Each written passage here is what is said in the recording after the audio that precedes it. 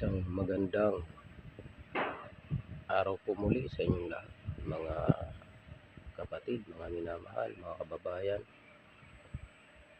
Ako po muli ay narito upang muli ay magbahagi sa inyo ng mga katotohanang nasusulat, sapagkat hindi po lingid sa ating lahat. Sa panahong ito ay napakarami pong mga naglilipana na mga relihiyon po. At sa simula pa po noong sabi nga ni Apostol Pablo ay talaga pong sa pag-alis pa lamang po niya ay talaga magsisilabas na po yung mga magsasalita ng masama laban sa daan ng Panginoon. At yung mga lubo na sisila sa mga sakawan. Kaya noon pa po ito'y talagang nagsisilabas itong mga bulaang mga mangangaral na ito sa panahon pa po ng mga apostol. At lalo na po ngayon sa ating panahon, sapagkat marami pong tao na nagnanasa na maging pastor. Lalo na po mayroon na po silang mga eskwelahan na tinatayo para sa mga future pastors, pastoras. Sinasali na po nila yung mga pagpapastora upang maging gamitin ang salita ng Diyos para sa pansarili, sa ikaunlad ng kanyang sariling buhay, yayaman, gamit ang salita ng Diyos. Ngunit sa atin po mga kababayan ay talaga pong ipinaalaala sa atin ng Panginoong Jesucristo na tayo po ay dapat maging maingat. Nang sabi, mag-ingat tayo na huwag tayong mailigaw ninuman.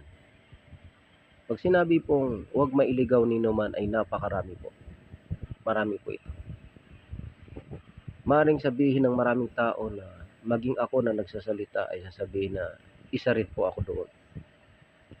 Ngunit dito po natin mapapatunayan kung sino nga ba ang mga bulaan, sino nga ba ang patuloy na nananatili sa aral ng ating Panginoong Jesucristo. Sapagat marami pong nagkiklaim, marami pong umaangkin na sila ay tunay. Mayroon namang nagsasabi na sila ay full gospel. Full gospel po. Pero kung titingnan natin sa kanilang mga pangangaral ay hindi po full gospel, kundi false gospel po. Kumbaga nandoon yung mga pandaraya, panloloko. Nasasabihin nila ang inyong maririnig sa gabing ito ay purong-purong salita ng Diyos. Pero sa kanilang pamumuno, sa kanilang pangangaral, ay hindi po makikita yung purong-purong salita ng Diyos.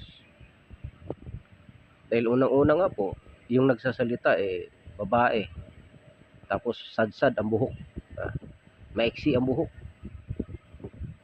Na maliwanag na sinabi ni Apostol Pablo na kung ang lalaki ay mayroong mahabang buhok, ito'y kahihiyan sa kanya. Mahalay sa isang lalaki na magkaroon ng mahabang buhok. Ngunit karangalan sa isang babae ang magkaroon ng mahabang buhok. Kaya hindi po yung sasabihin nila lambong na tela o ano yung ilalambong sa ulo ng tao. Hindi po totoo yun mga kapatid. Ang tinutukoy po na lambong dito ay mahabang buhok. Mahabang buhok po. Hindi po yung lambong na damit o kumot o tela ang ilalambong sa buhok ng babae. Hindi po. Dahil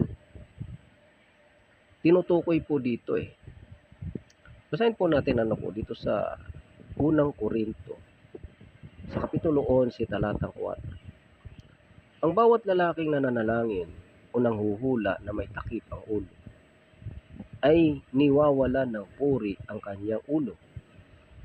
Datapot ang bawat babaeng nananalangin o nanghuhula na walang lambong ang kanyang ulo, niwawala ng puri ang kanyang ulo. Sapagkat gaya rin ng kung kanyang inahitan, sapagkat kung ang babae ay walang lambong ay pagupit naman. Ngunit kung kahiya-hiya sa babae ang pagupit o paahit, ay maglambong siya. Sapagkat katotohanan ang lalaki ay hindi dapat maglambong sa kanyang ulo, palibhas ay larawan siya at kaluwalhatian ng Diyos.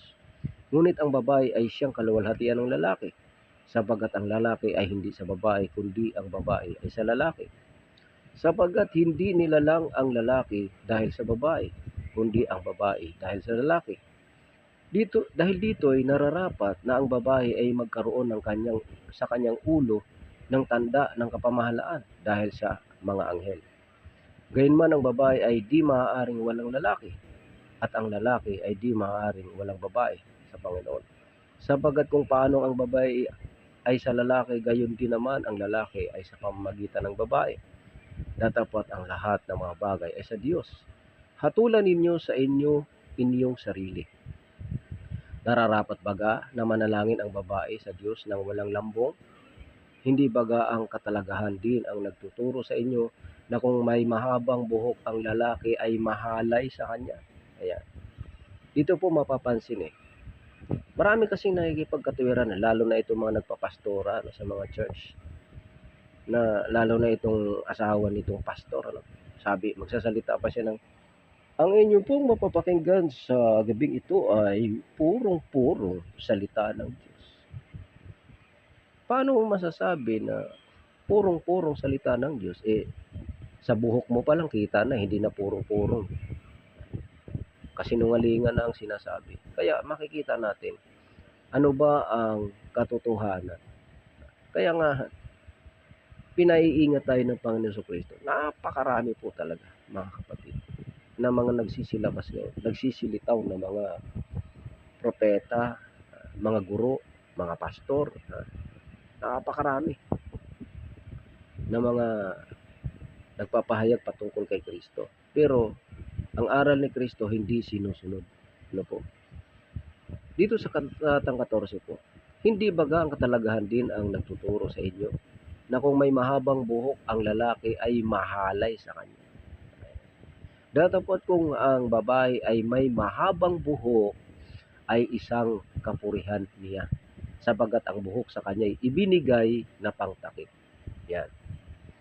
So, hindi po kumot, hindi tuwalya o hindi tela ang ipanlalambong, kundi buhok. Buhok po Kasi ang buhok ay ibinigay sa babae na pantakip sa kanyang katalagahan, na pagka may mahabang buhok ang babae ay kapurihan niya. So, sa mga churches pa lang, na makikita natin na ang mga aral ay puro pagsuway sa Diyos, makikita natin na yan po ay hindi na po katotohanan, kundi kabulaanan. Kaya pagdating sa aral ng ating Panginoon Jesucristo, talaga pong makikita natin kung sino ang sinungaling at kung sino ang katotohanan. Kasi marami po talaga sa panahon natin ngayon na nagsisilitaw na mga bulaang Kristo, mga bulaang propeta. Kasi makikita natin na, isipin nyo, may mga relihiyon na ipinagmamalaki ang kanilang sarili na sila lang daw po ang maliligtas. Na ipinagmamalaki nila, dito kayo, umanib kayo, maliligtas kayo dito. Dahil ito lang ang iglesyang ililigtas ni Kristo. Ang gagara ng mga damit, ng mga tagapagturo nila. Pero alam nyo bang si Apostol Pablo ay nagpahayag na hanggang sa mga oras na ito'y nangagugutom kami. Isa yan. Yan po ay patungkol sa pamumuhay. Ano ba ang tunay ng buhay ng mga naglilingkod kay Kristo? Sila ba ay naghahangad ng maraming kayamanan? Sila ba ay nag-impok ng napakaraming kayamanan para masabing sila kay Kristo? Hindi po. Kasi sabi ni Apostol Pablo sa unang Korinto 4:11, ang sabi niya, hanggang sa mga oras ito'y nangagugutom kami at nangauuhaw at mga hubad at wala kaming tiyak na tahan. Pag ganitong mga pananalita, ang una, hindi sila yung kagaya nitong mga ministro, mga pastor na ito na wala nang ginawa kundi magpayaman ng magpayaman, pumasok sa politika, tapos kapit sila sa mga politiko para ibuto yung mga politiko. Kayo, maniniwala ba kayo mga membrong nanganauto dyan, maniniwala kayo na walang pa ano yan, walang pakimkim yan si Mr. Politiko sa leader ninyo? Maniniwala kaya kayo na ibubuto lang ninyo yan ng libre, yung politiko na yan? Kaya doon tayo mag-iisip, mga kapatid, na itong mga pagre-relihiyon, itong mga maraming mga nagtuturo gamit pangalan ni Kristo, wala nang ginawa kundi puro sa kanilang sariling buhay, sa kanilang sariling pakinabang. Itong mga sinasabi ko, maaring sasabihin ng maraming tao, ito na lang ang lagi mo binabanggit. Bakit po? Dahil yun po ang nakasulat Yan ang nakasulat. Kung magbabasa kayo ng Bible, magbabasa kayo ng salita ng Diyos, huwag kayong maging uto-uto na katulad nitong mga pangangaral nila na hindi kayo kailangan magbasa ng Biblia kasi maliligaw kayo. Alam nyo pa, sa totoo lang, kaya hindi nila kayo pinagbabasa ng Biblia kasi malalaman ninyo na sila pa lang nagsalita noon, sila yung unang naligaw. Sila yung mga ligaw. Ngayon, itinuturo nila sa mga tao na bawal kayo magbasa kasi ligaw sila. Pag nagbabasa kayo ng Bible, malalaman ninyo niloloko pala kayo. Yun po yun. Kaya pinipilit nila na sikapin na huwag kayong magbasa ng Bible kasi baka matuklasan ninyo matutuklasan ninyo na niloloko pala kayo. Yun po yun. Kaya dito makikilala natin ano ba ang katotohanan na buhay bilang isang Kristiyano. Makikita ninyo itong mga nagsasalita na ito, makikita nyo sa mga television, sa kanilang mga social media, makikita ninyo, napakagagara ng mga damit. Mga matipunong lalaki, ang gaganda ng mga dating, Kaya maiinganyo ka at mahihikayat ka talaga kasi ang galing magsalita, Talagang pag nagsasalita kapita-pitagan, Pero yun ba ang batayan na sila nga ang mga tunay na sinugo ng Diyos? Mga kapatid, alam nyo po, ang isang halimbawa ng pagiging tunay na sinugo ng Diyos, hindi po yung nakikita sa panlabas na anyo. Hindi po yung nakikita na sila'y nagsisiyaman, dumadami ang kanilang mga kotse, mga ari-arian, lupa, bahay, mga church building. Hindi po yun ang basihan na sila'y sa Diyos. Bakit? Kasi ang unang halimbawa na tunay na lingkod ng Diyos, ito pong ating Panginoong Jesucristo. Ito po yung talagang unang halimbawa kung gaano ang kanyang buhay nung siya'y sinugo ng Ama. Hindi po siya ipinanganak na marangya, matipuno, nananamit ng magara, pag siya'y nagsasalita, nangangaral. Hindi po ganun Ang ating Panginoong Jesucristo ay nangangaral hindi po sa kagandahan ng kanyang mga pananamit, sa gara ng kanyang itsura, matipuno, magaling. Pag tiningnan ng tao ay talagang kapaki-pakinabang itong tao ito. Marami tayong mapapala dito sapagkat ito'y magaling. itong tao na ito ay talagang matipuno at ang ganda ng damit. Talagang pag nagsasalita ay maaakit ka. Tingnan niyo po ang isang halimbawa. Si Kristo po ay hindi rin po ganun. Lalo na yung mga lingkod ni Kristo. Pag tiningnan ninyo, mga walang kwenta, mga pipitsugin, uhugin, walang kwenta, iyakin, yun ang mga nakikita natin, mga tao dyan. Kaya nga pag itong pagmumukha itong nagsasalita na ito pag dumaan sa wall ninyo, walang kwenta. Napaka walang kwentang tao pag tiningnan, di ba? Pero ito po ang patunay na kung talagang tunay na kay Kristo, ay hindi po talaga makikita nating napakagara ng mga ilang itsura, matipuno, tapos may pinag-aralan, nakatapos ng college, nagtapos sa University of ganito, University of era, yung mga ganyang University of ganyan, sa University of ganito, sa Bible school, sa kilala sa exclusive na Bible school, yung nag-aral na gano'n, nagtapos.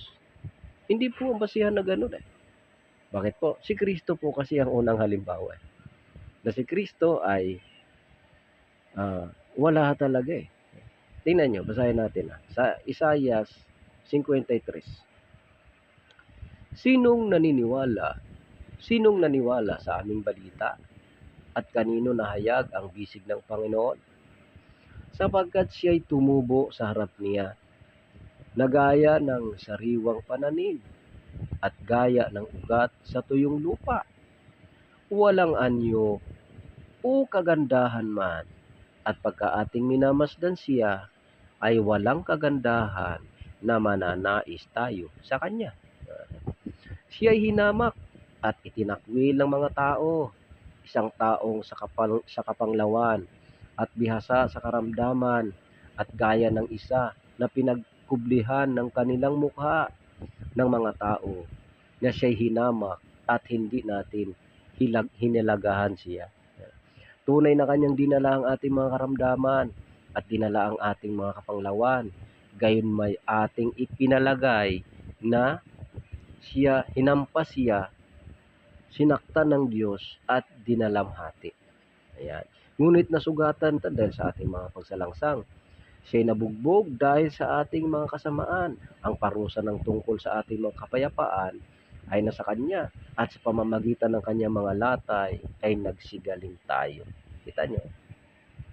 Si Kristo, nung siya'y ang ating Panginoon, nung siya'y magkatawang tao, sinugo ng Ama, wala pong anumang kagandahan na mananais sa kanya. Pero tingnan ninyo itong mga nagagandahan na itong mga malalaking church ngayon.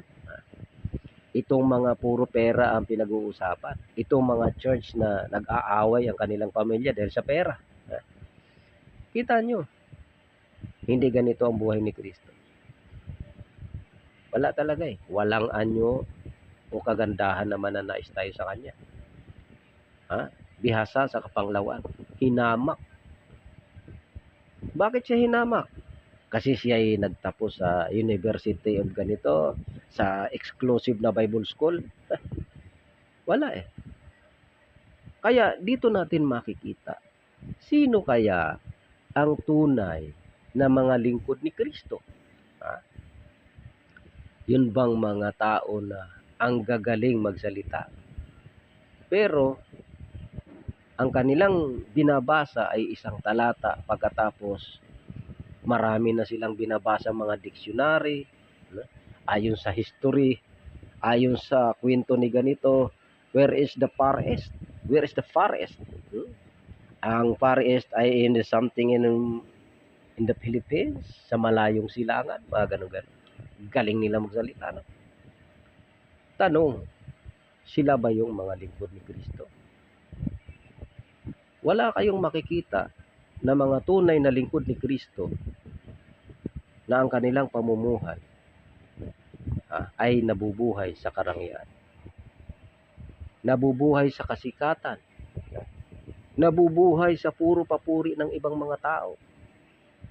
Bakit? Sapagat ang mga tunay na lingkod ni Kristo ay hinahamak nilalait, inuusig. Yan. Dahil ang unang halimbawa na inusig, nilait, sinaktan, pinatay ay si Kristo.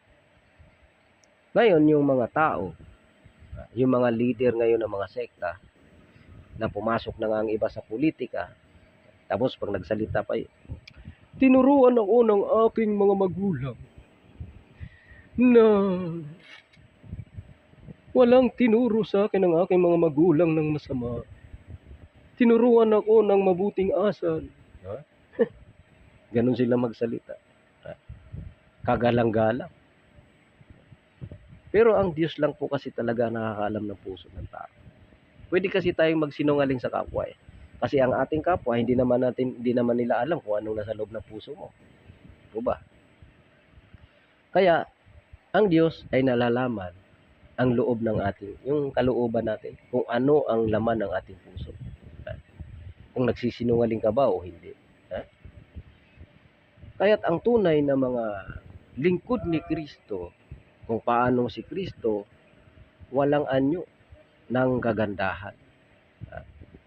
Wala tayong mananais na anumang kagandahan o anumang bagay na mananais sa kanya. Wala eh. Kaya nga siya hinamak, pinatay, dinusta. Pero yung kanyang ginawa na yun ay siyang kagalingan sa mga taong sumampalataya sa kanya, gagaling sa kanilang mga karamdaman, mga hapis at sakit.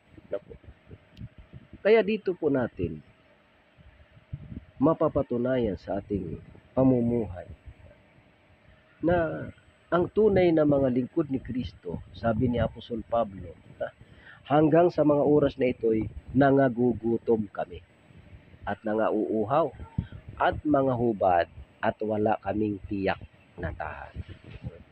Kaya makikita ninyo, maging yung mga lingkod ni Kristo, talagang hindi mahalaga kung ano yung mga damit, kung ano yung mga pananamit na magara, yung formal pag nagsalita, talagang kaakit-akit. Talagang mahihikayat ka na. Ito nga yata yung sinasabi na sila lang ang ililigtas ni Kristo. Dahil ang kanilang iglesia ay iglesia ni ganito. Hindi po yun, mga kapatid. Unang-una, si Kristo ay pinatutuhanan ayon sa hula ni Isaias na talaga pong siya'y hinamak. Walang anyo o kagandahan, wala tayong mananais sa kanya. Wala, siya'y hinamak, dinusta, pinatay. Bakit po? Totoo po eh. Totoo po yun, na si Jesucristo ay dinusta, nilait. Hindi yun ang pagpapatunay na ikaw ay lingkod ng Diyos dahil maganda ang damit mo. Nakabarong, ang ganda ng suot, naka-Amerikana, tapos pag nagsasalita, talagang kaakit-akit. Kasi naglalakihan na yung kanilang mga relihiyon eh, kaya sila lang daw ang maliligtas. Kaya pag umanib ka rin sa kanila, ligtas ka. Talaga? Hindi po yun, mga kapatid. Ang tunay na mga lingkod ni Kristo, dinudusta yan. Kasi hindi nila hinahangad talaga na yumaman sa pamamagitan ng pangangaral. Iba kasi yung salita ni Kristo eh. Ang pangangaral ni Kristo, hindi para sa karangya gamit ang ebanghelyo ni Kristo. Pagkakakitaan, pagkakapirahan. Sinabi nga ni Kristo eh, huwag kayong mag-impok ng kayamanan sa sanlibutan ito. So ibig sabihin, lalo na kung gagamitin mo yung kanyang salita. Sa paghahanap buhay, pinaiiwasan din ng Panginoon Jesucristo yung wala ka nang ginawa kundi mag-impok ng kayamanan. Kagaya ng isang tao na hinalimbawa ni Kristo na mag-ingat kayo sa lahat ng uri ng kasakiman. Kasi yung tao, sabi niya, yung halimbawa na yung kanya daw bangan na hindi na magkasya yung kanyang binhi, gagawa siya ng mas malaking bodega para doon niya i-impok yung kanyang mga naani. Naani. Hindi sa salita ni Kristo to ha. Ito'y sa pag-aani ng kanyang mga ani sa kanyang business o sa kanyang mga bukiran. Kayo, ginagamit niyo salita ni Kristo para impukin ang kayamanan galing sa pangangaral. Katanggap-tanggap kaya kay Kristo yan? Sige nga. Kasi malinaw yun yung sinabi ni Kristo na yung isang mayaman, yung isang taong maraming ani.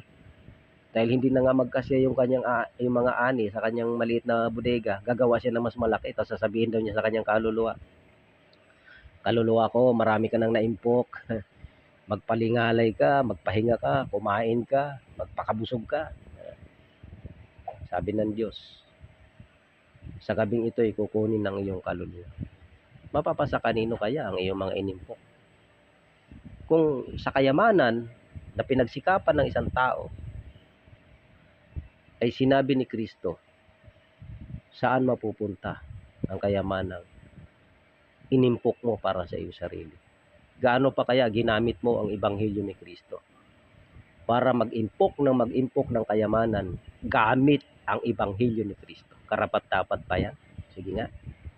Kayong lahat ng mga pastor, gamit ang ebanghelyo ni Kristo para magpayaman kayo. Katanggap-tanggap ba kay Kristo yan? Sige nga. Katanggap-tanggap kay Kristo. Ginagamit nyo ang ebanghelyo ni Kristo para magpayaman?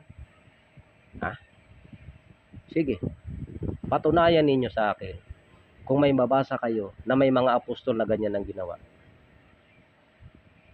Unang-una dito po, kaya nga si Kristo inilait, sapagkat ang sabi sa Juan 7:15, nagsipanggilalas nga ang mga Hudyo na nangagsasabi, paanong nakaalam ang taong ito ng mga karunungan, gayong hindi naman nag-aral kailanman. Kita nyo? Kayo, graduate kayo sa University of ganito, University of ganyan, tapos talagang hinubog kayo sa aral ninyo. Hindi sa aral ni Kristo. Hinubog kayo sa aral ninyo, sa turo ninyo na hindi kay Kristo. Gumamit lang kayo ng mga ilang talata sa Biblia, pagkatapos, yun na yung ginawa ninyong para sa inyong sarili. Kaya, suri kayo pong mga nakikinig. Magsuri po tayo. Dahil ang mga tunay na lingkod ni Kristo, hindi po gagamitin ang ebanghelyo ni Kristo para magpakabundat sa kayamanan. Kasi, ang isang halimbawa, na yung isang tao na maraming ari-arian Ang sabi ng Panginoong Kristo, ang sabi ng isang lalaki, Panginoon, sabihin mo sa aking kapatid na bahaginan ako ng aming mana. Kaya sabi ng Panginoong Kristo, sinong naglagay sa akin upang maging hukom ninyo at maging tagapamahagi ng inyong mga ari-arian? Tingnan niyo isang halimbawa ng isang mayaman. At iniisip niya ito yung isang mayaman sa 12 ng Lukas. Basahin natin. At sinabi niya sa kanya, mangagmasid kayo at kayo'y mangag-ingat sa lahat ng kasakiman, sapagat ang buhay ng tao ay hindi sa kasaganaan ng mga bagay na tinatangkilik niya. At nagsaysay siya sa kanila ng isang talinghaga na sinasabi, ang lupa ng isang taong mayaman ay namumunga ng sagana. At iniisip niya sa sarili na sinasabi, ano ang gagawin ko? Sapagat wala akong mapaglalagyan ng aking mga inaning bunga. At sinabi niya, ito ang gagawin ko. Igigiba ko ang aking mga bangan at gagawa ako ng lalong malalaki. At doon ko ilalagay ang lahat ng aking butil at aking mga pag-aari. At sasabihin ko sa aking kaluluwa, marami ka ng pag-aaring nakamalig para sa maraming taon. Magpahingalay ka, kumain ka, uminom ka, matuwa ka. Datapat sinabi sa kanya ng Diyos, ikaw na halin. Hihingin sa iyo ng gabing ito ang iyong kaluluwa. At ang mga bagay na inihanda mo ay mapapasa kanino kaya? Dito makikita natin na yung isang taong mayaman, sa ani ng kanyang mga bukid. Ani. Hindi isasalita ni Kristo ito. Anong sabi ng Diyos sa kanya? Ikaw na haling. Nag-iimpo ka ng iyong kayamanan. Sinasabi mo pa sa iyong kaluluwa na magpahingalay ka, uminom ka, kumain ka, sapagat marami kang nakakamalig para sa maraming taon. Sabi ng Diyos, haling. Kayo, mga pastor, mga ministro, gamit ninyo ang salita ng Diyos para magpakabundat sa kayamanan. Tanong ko sa inyo, kayo ba yung tunay na lingkod ni Kristo? Ito nga ito sarili niyang pagsisikap yan. Sarili niyang bukid yan. Hindi yan ebanghelyo ni Kristo na ginamit para magpakabundat sa sarili. Ngayon, maaaring sasabihin niya ninyo sa akin, banat ako ng banat. Hindi po totoo. Nakasulat kasi yan. Ang tanong dyan, sabi ninyo kayo lang ang maliligtas. Talaga bang ligtas kayo? Kaya kayong mga uto-uto na mga nagpapauto sa mga pastor na ito, kawawa kayo. Sila, ang sarap ng buhay nila, guminhawa sila, dumami ang kanilang ari-arian gamit ang ebanghelyo ni Kristo. Tapos sasama kayo, magpapauto kayo dyan. Kawawa kayo. Kawawa kayo. Kaya, muli po, ako po ay patuloy na naghihikayat sa lahat. Magsuri po tayo. Marami pong manlilinlang sa araw na sa panahong ito. Ito po'y kaganapan ng salita ng ating Panginoon Kristo na magsisilitaw ang maraming mga bulaang Kristo at mga bulaang propeta. Ang pinakamagandang gawin natin upang huwag tayong malinlang, magsuri. Magsuri po tayo. Magsiyasat, magbasa ng banal na kasulatan. Yan po ang patuloy kong panghihikayat sa bawat tao. Ang kaligtasan ay makakamtan kay Kristo lamang. Paano? Sa pamamagitan ng katotohanan. Juan 17:17. Sa inyo lahat, God bless po. Sa inyo lahat, God bless.